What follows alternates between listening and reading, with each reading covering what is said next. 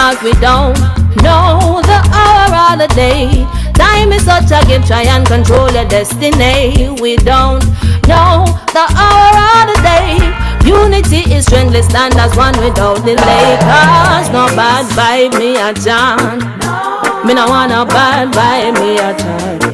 I just peace the times all around, yeah. No bad vibe me a John. No bad vibe me a chant. Say me no wanna bad vibe me a chant. I just peace good time all around, yeah. No bad vibe me a chant. What's up, everybody? How you guys doing? AVM Superhero here. And unfortunately, this is our last episode of the season. This is end of Death Taught Us How to Live Season 5, as well as our last episode of AVM Awareness Month, Season 2. But before we get started, as you know, every week I start off with my diffuser. I have my oils here. Today I'm having jasmine and mist. So if you see the smoke, it's my diffuser. And also I just want to make sure that before we get started, a very rough tragedy happened in the island of Jamaica, my home country. A massive hurricane came through and a lot of people are out of power. You know, you guys see, the great stuff of Irie, good times and everything, but a lot of people, 70% of the island is without power. So just imagine with the humidity, with all the water, mosquitoes, people can't shower, can't bathe, can't do anything. So I just want you to make sure that if you can give back to that particular community, please feel free to. But right now, I'm just going to come off the camera and just give a moment of silence for our people out there in Jamaica. So just bear with us.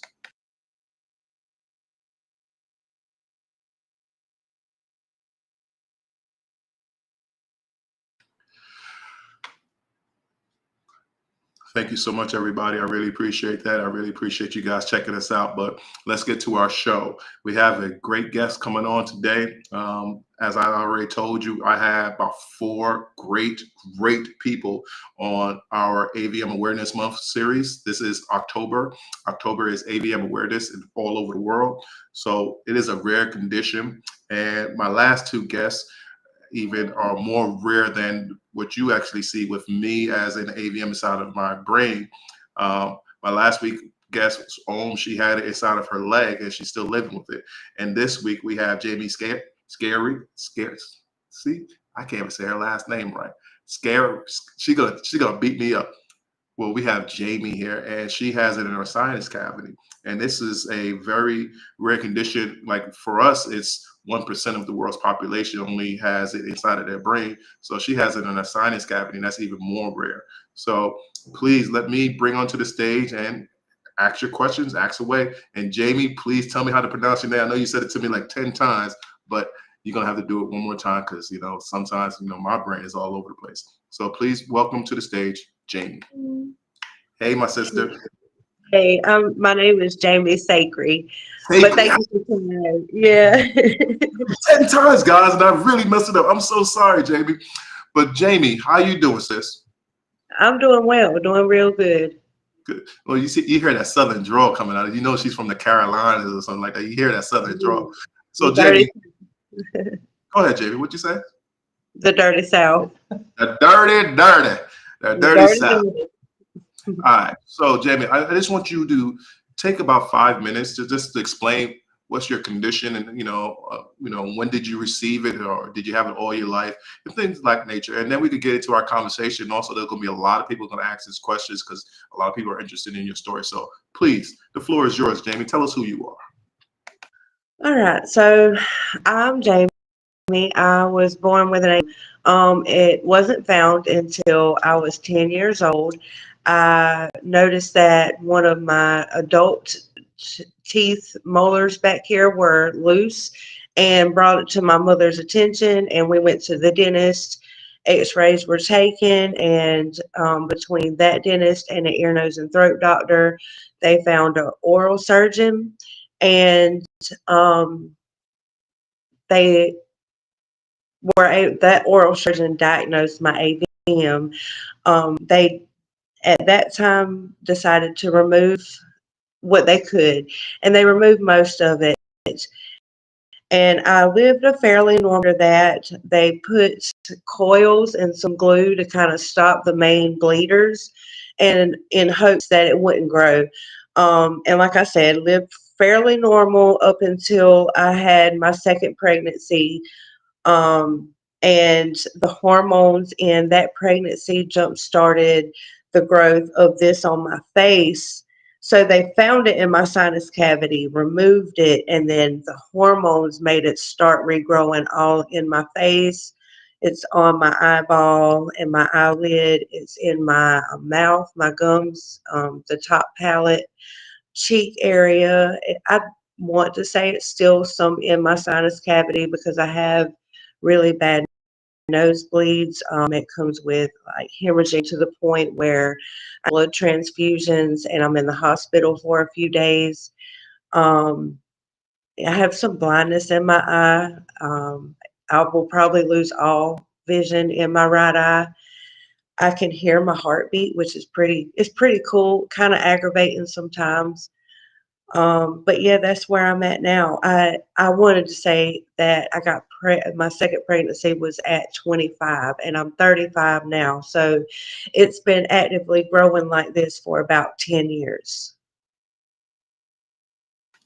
Okay, thank you for giving us a synopsis about your life. And I don't know if it was hard for you to actually talk about your life, but I thank you that you actually came on here and talked about the things that actually happened with you. So you said something that's pretty interesting. I didn't know this because I find this interesting myself. Even though I am an AVM survivor, mine was invisible. It wasn't never seen until it actually ruptured. But you said that they put coils in it, and also they did what embolization on it. I didn't know they actually do that anywhere in the body. Can you explain to our audience what that is so they can understand what you actually been through? So when they put a coil on a blood vessel, that's kind of like clipping it off, so there's no more bleeding or new growth is what they were hoping for as well. And same with the glue.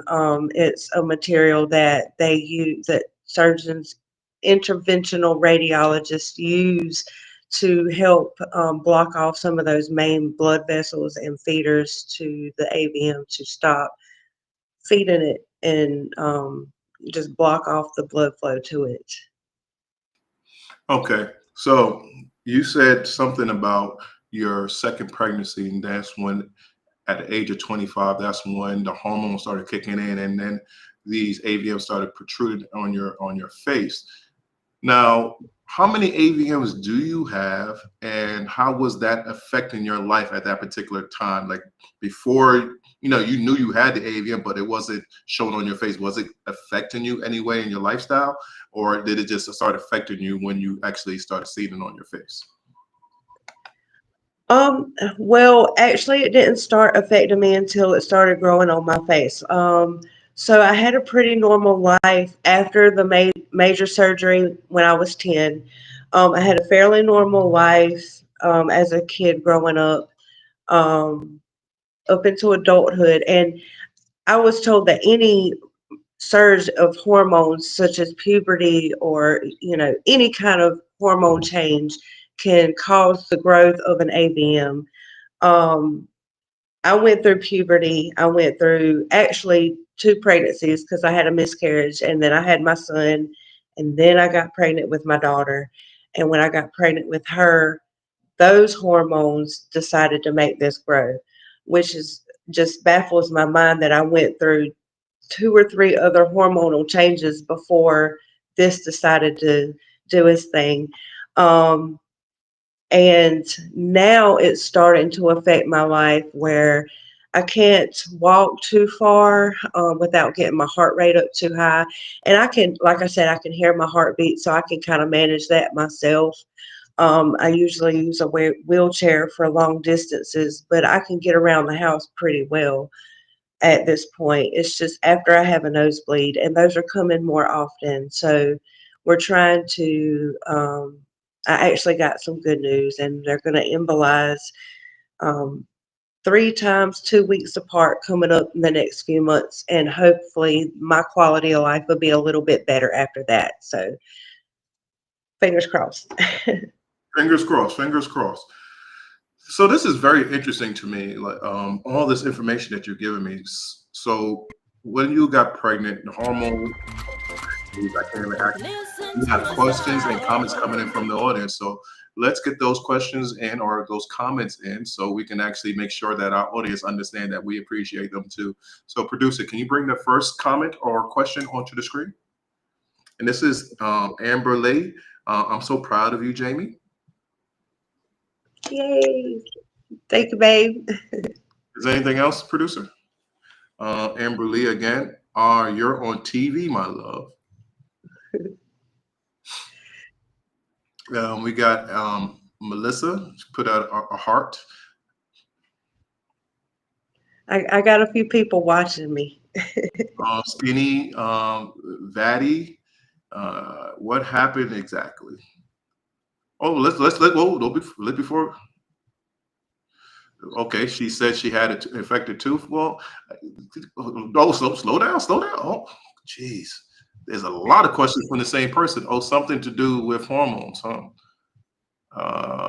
Is there more, or should we just? Because I want to dissect this question that is asking us. Jamie, can you explain what an AVM is, just in case people don't know what an AVM is, so we can get that question answered?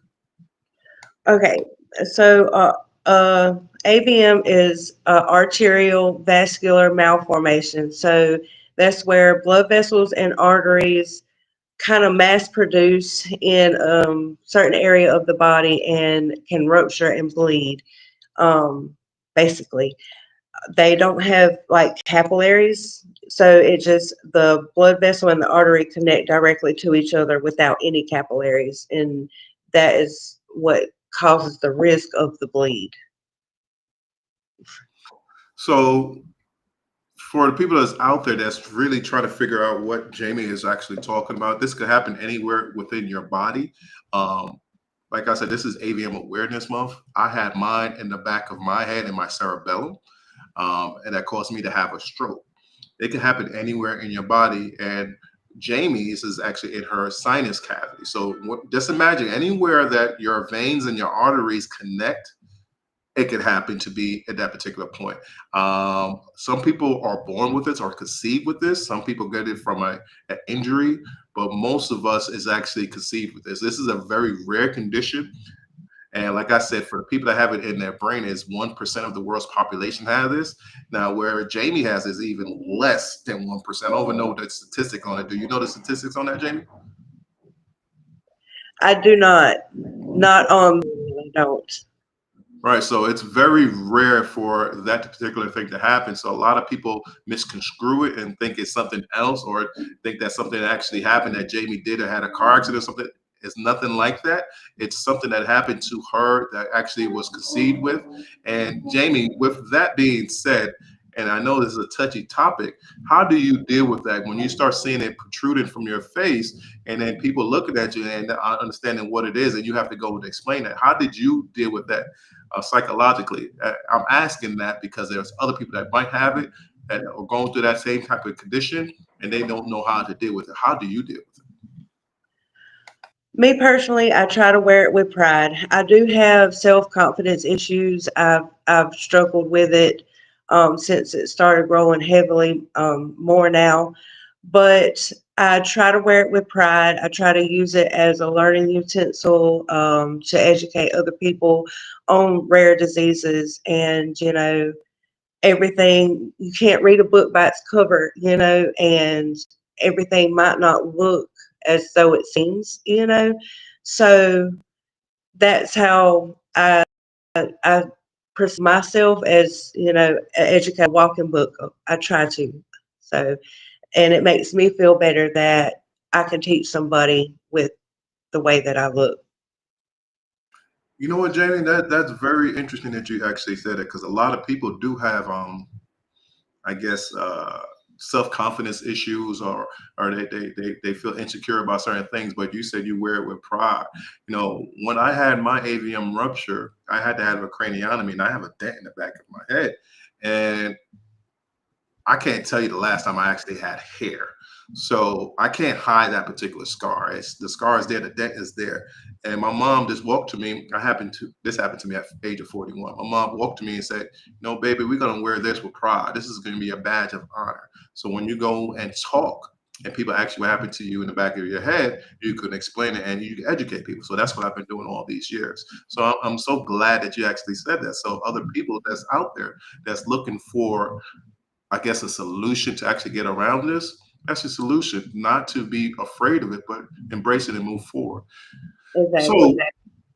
So, so Jamie, with that being said, you did say something earlier that really caught my attention. I want you to talk about that too, and how you actually go on social media and still talk and bring awareness. You said sometimes you can't walk, you got to use a walker or a wheelchair. You get dizzy or tired, and you start feeling your heart racing. you know with all that being said, why do you still get up, get on TikTok, and actually tell your story and communicate with other AVM somebody? What's the point? Why do you want to actually put yourself out there like that? Because even though I go through what I go through, dealing with my ABM in and out of hospitals, there is somebody else out there who is going through something much worse and may not be able to speak about it. So I get up every day and try to make the best of every day. And, I go live on my streaming sites Wednesdays and Saturdays, and we talk about it. It makes me feel better. I get a sense of community from the people that I talk to on there. So not only am I educating people, but I'm also helping myself not, feel so alone. Um, so yeah, it benefits myself and it benefits other people as well. And that's what helps me get up every day. No, I completely get that, and I think I know, like, for me, this is the reason why I do it. I'm kind of selfish. Please, I can't forget that. Listen to My your producer just keeps on bringing them heart. comments. That means people love you, Jamie. Okay, what is our comment or question? Let me put my glasses back on.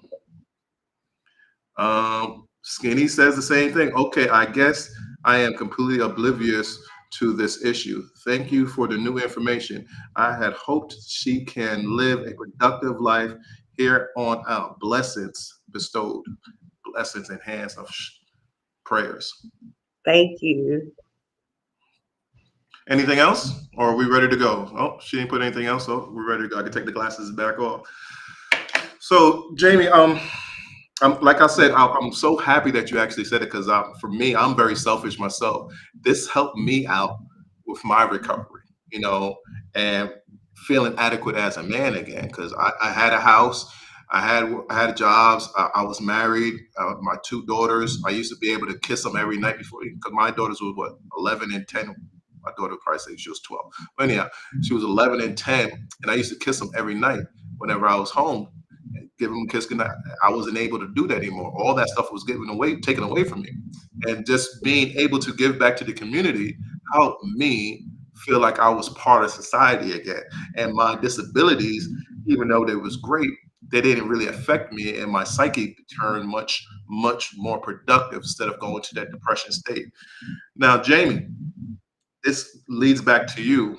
How do you deal with depressions, and how do you actually fight it off to be productive on TikTok? Depression right now, okay, depression hit me really hard. It hits hard more after a bleed. The longer I go without a bleed, the better I feel. I feel like I can live my life more normal day to day. I'm not like living on the edge of my seat. Um, so the depression kind of lifts. Um, but normally I just try to not stay stuck or stagnant. So I'll get up and do something, whether it's go feed my animals or, wash the dishes, take out the trash, simple little things that I can do, but just not stay stagnant, because, doing things like that just make you feel better about yourself. I take my breaks, but I also try to, just stay moving, Now, keep Jamie, my this is mind, keep go my ahead. mind off things. You got to do things just to keep distracted. I do. I absolutely know. And that's the thing that I want to talk about as well. We we talk about AVM awareness a lot, but we don't discuss about our mentality, our mindset, depression, things of that nature, our well-being outside of our physical conditions. And I'm glad that you did bring this up to talk about, you have to keep yourself distracted from the everyday medication, going to the doctors, whatever it is that's going on through your life with your recovery. And you doing this is a very major, major thing for yourself. And I hope that it keeps on giving you blessings and gratifications that you cannot even count. My sister, I do want to go on with the interview, but I had a guest last week. Her name is Om. She's from Kuwait. I believe you know her. You guys do a lot of TikTok shows together. She has some questions that she wanted me to ask you. She's so sorry that she can't be on the show right now because it's like 3 o'clock in the morning over there. So, without any further ado, let me ask her questions and show you your love. Okay, my sister? Are you ready? Uh, yes. She got like 6 questions. I was like, yo, come on, you gonna take over my interview. He's always got a surprise. All right, here's question number one. What was the thing that was hard while going through this particular journey? The one Um, thing. the hardest thing for me, especially now, because I'm still going through my journey. Like my journey, I haven't gotten on the other side of mine. It's an everyday battle. So the hardest thing for me right now is managing my emotions because if I laugh too hard or if I cry too hard or yell too loud when I'm angry or anything like that and put any kind of pressure to my face, I will have a hemorrhaging nosebleed. So having to bottle up my emotions is the hardest thing for me because I've always been an emotional person. Like, I've always worn my heart on my sleeve. I've always cried when I needed to and yelled and screamed when I needed to and laughed with my friends when I needed to. And now I can't. And that is the hardest thing. Okay, okay. Let me ask you our next question that she has for you. Um, I guess this is piggybacking off the first question, and is how are you doing today? How am I doing? Um, I'm managing the best that I can. It is definitely hard sometimes. Um, but that goes back to the depression where I said you have to distract yourself. So whenever I get in the sad moments where I want to cry, I go back to distracting myself. Like, what can I do to get my mind off of this? If I'm laughing with my friends, I can't really distract myself, but I just smile as big as I can, and I hope that they can feel my good vibes. And then yelling, I definitely have to distract myself from that as well. So I mean that's what I do and how I get through that. She got some questions that I'm going to ask you later, so I'm not going to ask you some of them.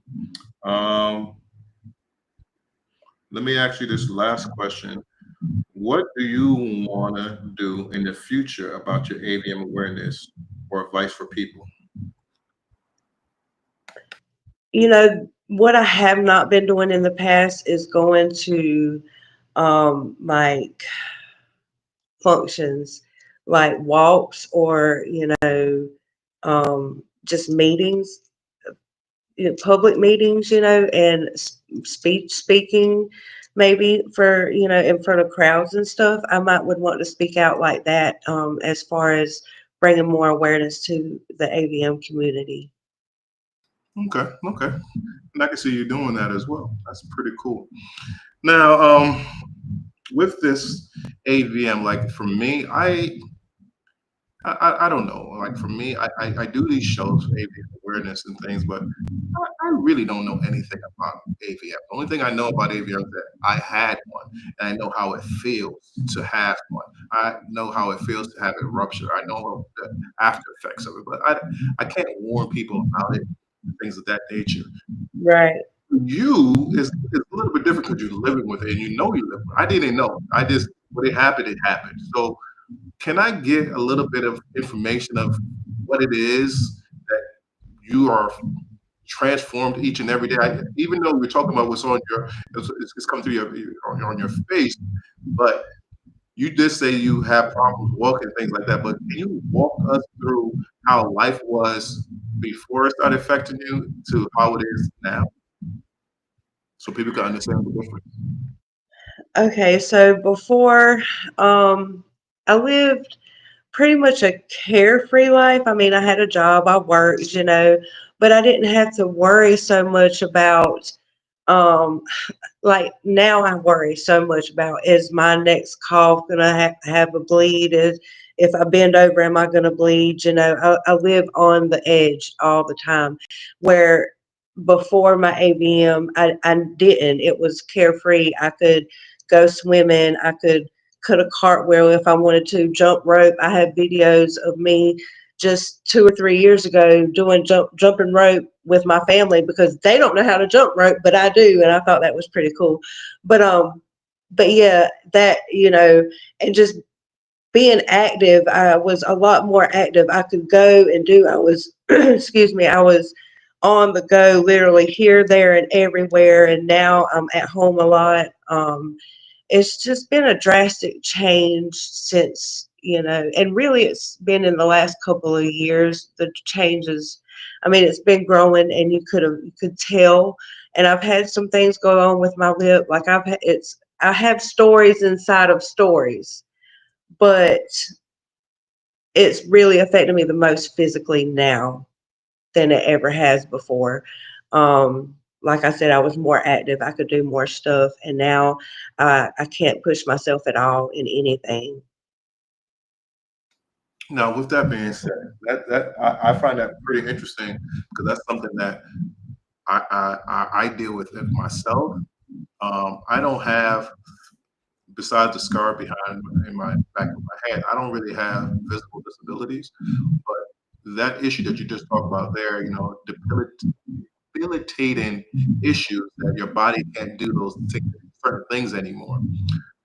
It hurts. It makes you feel less of a person. I get all of that stuff, but I need you to explain to the audience how it feels when you see other people enjoying themselves, even though that you can't do those things. Do you feel like you're left out, or you just want to be around so you can see the joy and feel that energy? How does that actually affect you?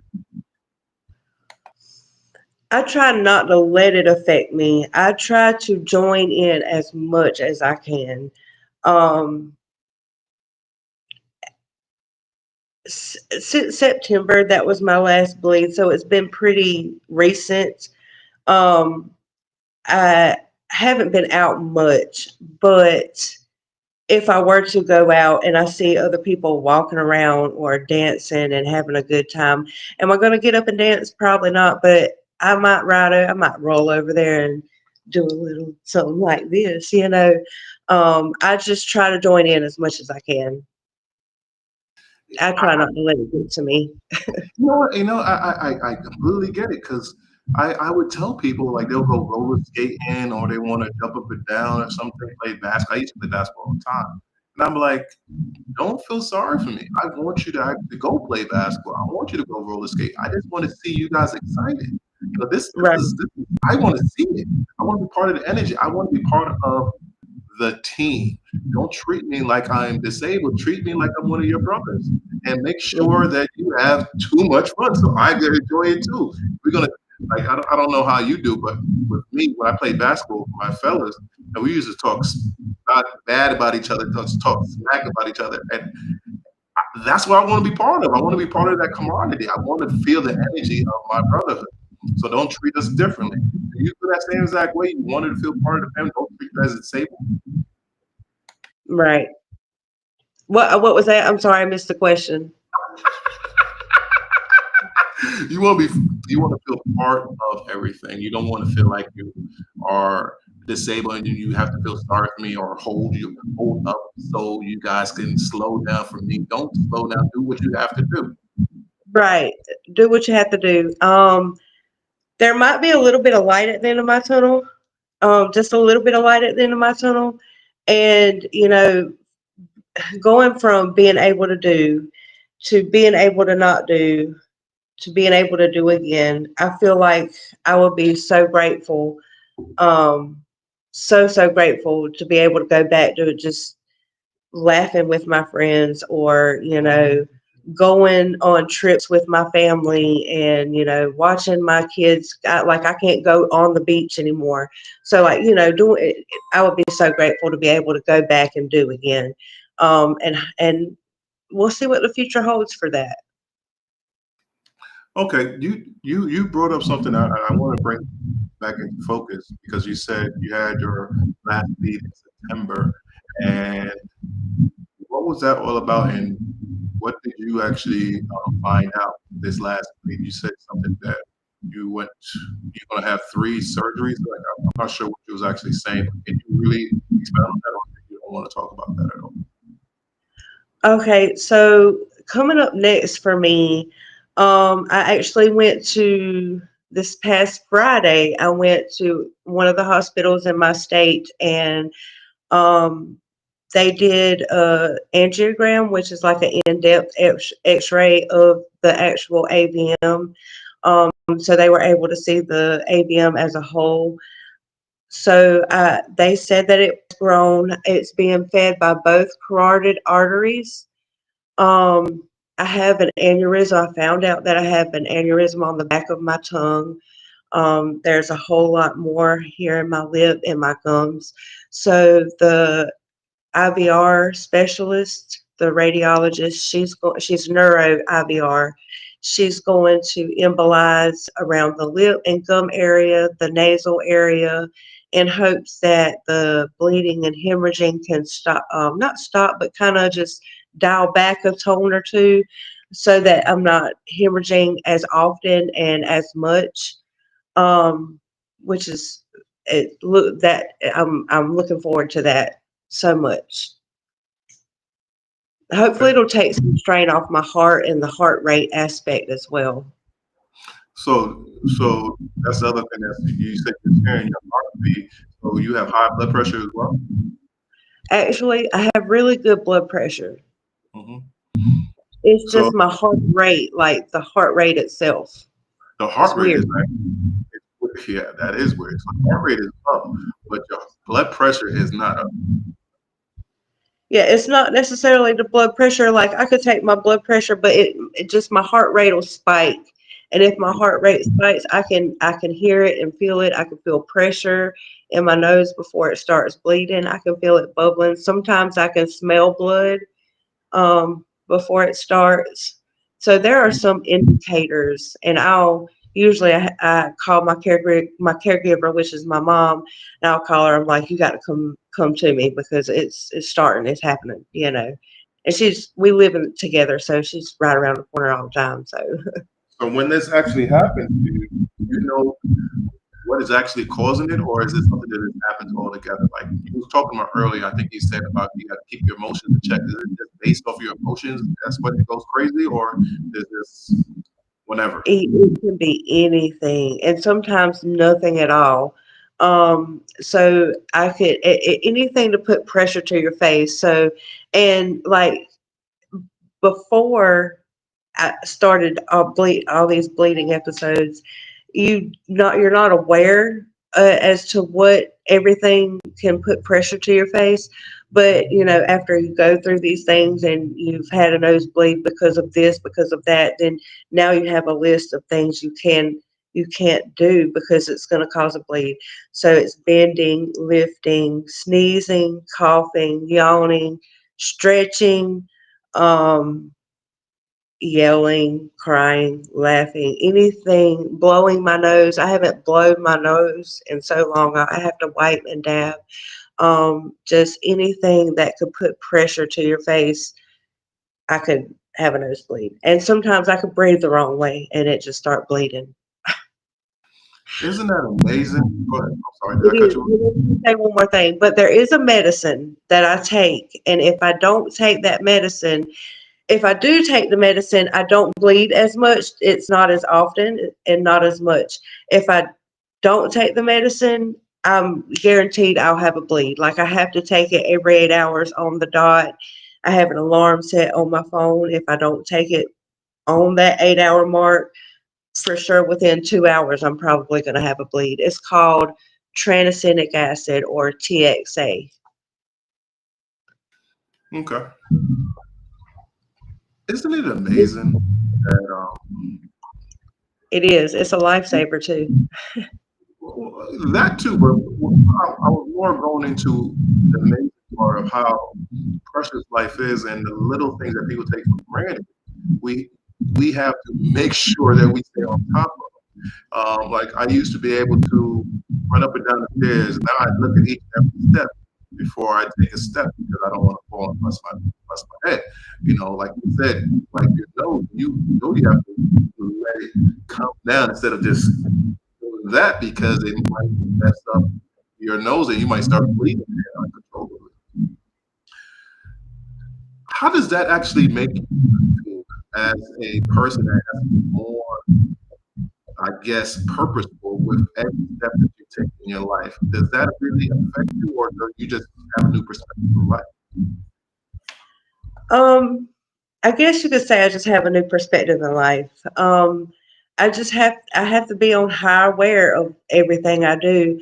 I have a doctor that I go to, and he's like, "You really don't put yourself in any kind of situation." And I'm like, "No, I don't. I don't go to ball games anymore. Like my daughter does volleyball and stuff. I'm scared to go to that because I don't want to get hit in the face." So I mean, my day to day, it is. I'm always on edge, always on the lookout for my next thing. If I sneeze, I got to sneeze through my mouth and not through my nose. I have to be very aware of everything I do and how I do it. And it is nerve wracking at times. I do know, and I think people need to understand this. That's why I'm so glad that the five of you came together to talk about your life as an AVM survivor. A lot of people just look at, like I said before, the condition, but they don't understand the psychological battle that we go through each and every second of the day. We might look normal, we might talk normal, we might sound very intelligent, but you don't know how much we have to struggle and fight to actually put on a good face.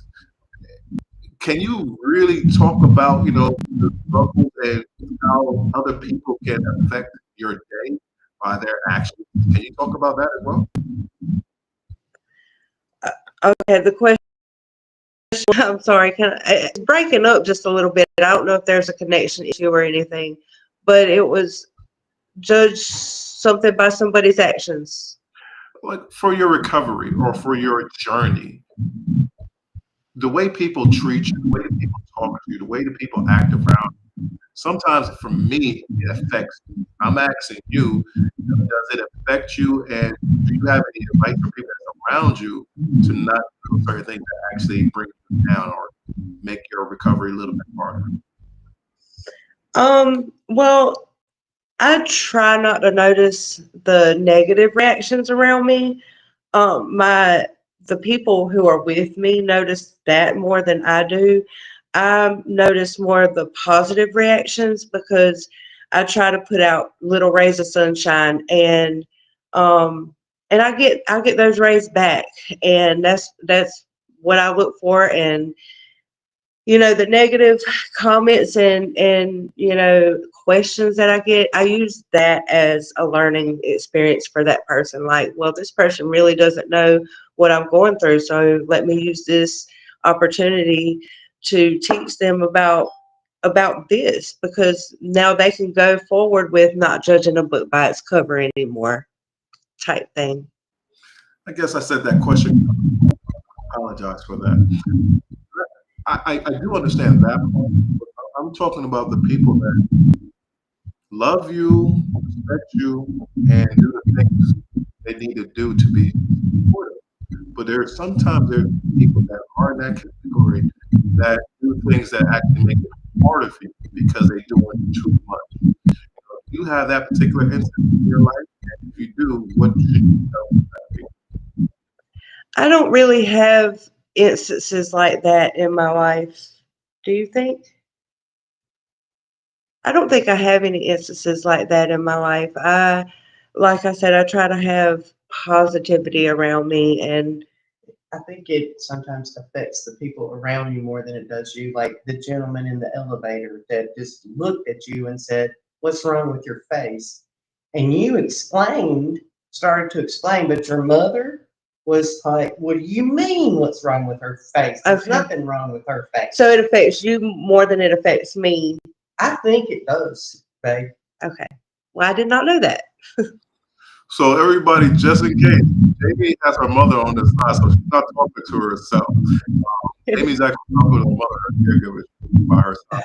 But that's a very interesting concept, and I really appreciate you actually saying that because we as people that have the actual condition might let things slide because we actually have come to the conclusion like they really don't know, and it seems like we've become very naive. While other people that's around us are not naive, like yo, this person's being malicious, and they saying very mean stuff. So I get what you're saying, Mom. I really appreciate your comment on that. Um, Jamie, we are at the time that's before our hot seat questions. So I will ask you about 4 questions, and I want sound bites from them. And when you're done with your answer, please say, "Hey, super, I'm ready for my next question." And then at the end of the question, coming back onto the live, you'll be on the live by yourself.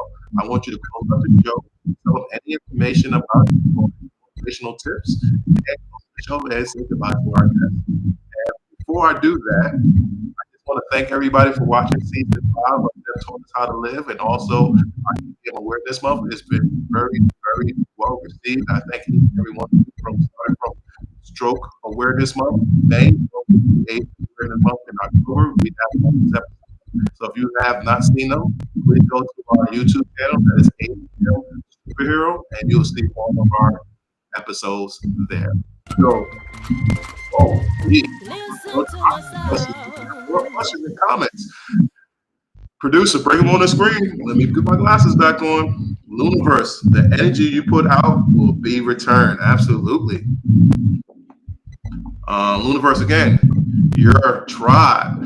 So that is something that we have coined for a very long time. Tribe is having people that's supposed to be supporting us, and it seems like you have a pretty strong tribe with your mom there.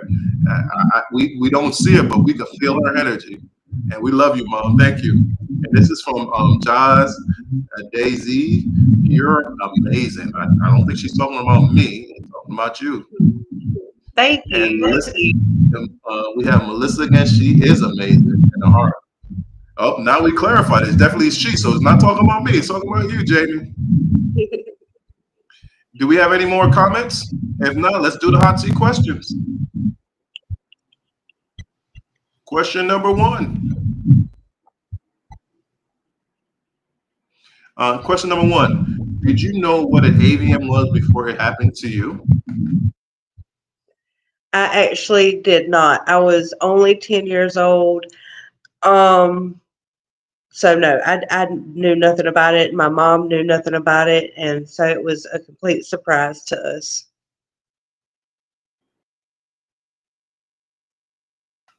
I'm assuming you want your next question is the AVM superhero. I'm ready for my next question. So I guess you want the next question. So here's question number 2.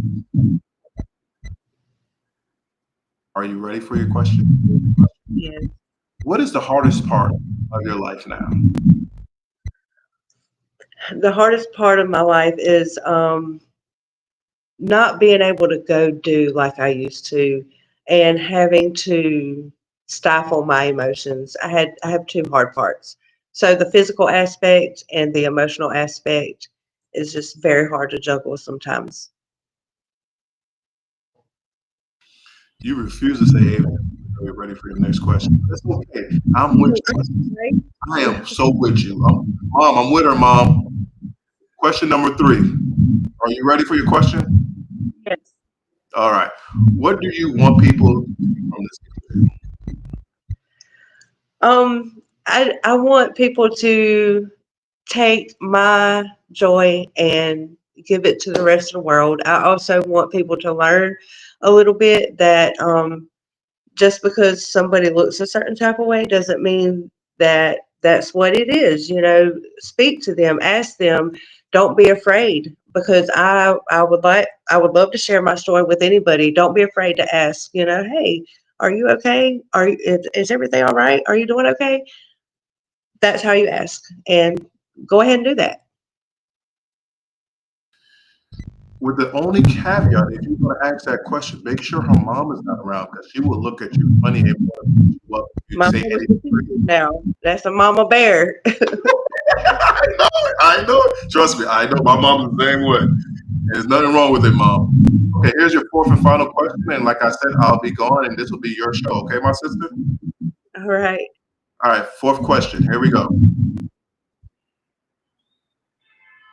Why is it important to you to spread AVM awareness? The AVMs are so not so known. I feel like with the more awareness that is raised for AVMs, the more research will be done for AVMs, and maybe they can be detected before, um, like in womb, and something can be done before children are born, and just research or raise awareness so we can have more research, and that is why I would love to have more AVM awareness. Um, I really don't have anything else to say, AVM superhero. All right, sister. All right, sister, I'm gonna let you off the hook.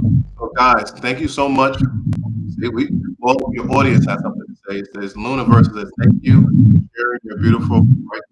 I can finish the rest of it because you just turned it off. So, Luna saying again, love to your mom. Absolutely, we love you, mom, and thank you so much for doing what you do.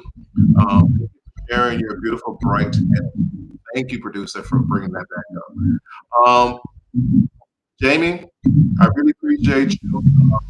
You and I have talked backstage, and I know that this is a lot for you. And I thank you for coming out and actually showing the world your story and telling your story and being an advocate for us. You know, I don't know how you feel and where you live, and if you have a lot of people around you that actually you could communicate with that understands you. But you are my sister. If you need to be talking to anybody about AVM stuff, even though I don't have the same one as yours, I'll be able to just sit down and listen. If you want to just scream into the microphone and just have nobody else say anything and have understanding, I'm always there. And there's a community of people just like me that will do the same exact thing. We got some more information coming out. A very proud member of the tribe. I can say this girl is an inspiration. She, Remy, I don't know what DS, us, or Remy, us, every day. Never take life for granted. You're doing great. Thank you so much. So much. We got some more. Melissa is coming here and says, great job. She is a wonderful woman, loved by many. I can see that. Melissa. Do we have anything else? I Um, wanted to say thank you for this opportunity, AVM superhero. I greatly appreciate it. Absolutely, sister. You brought me onto your show, so I had to return the favor. I thank you so much. And we have Josh said, keep going, beautiful. You're incredible. Thank you so much. Thank you. Producer, do we have anything else? If not, I'll bid you guys good night. I thank you guys so much. Once again, you can check this out on YouTube, AVM Superhero. We have all of our episodes there. So please go over there, subscribe, like, and share our episodes. We have some information that we want the world to know what AVM is. Thank you so much and have a great night, everybody.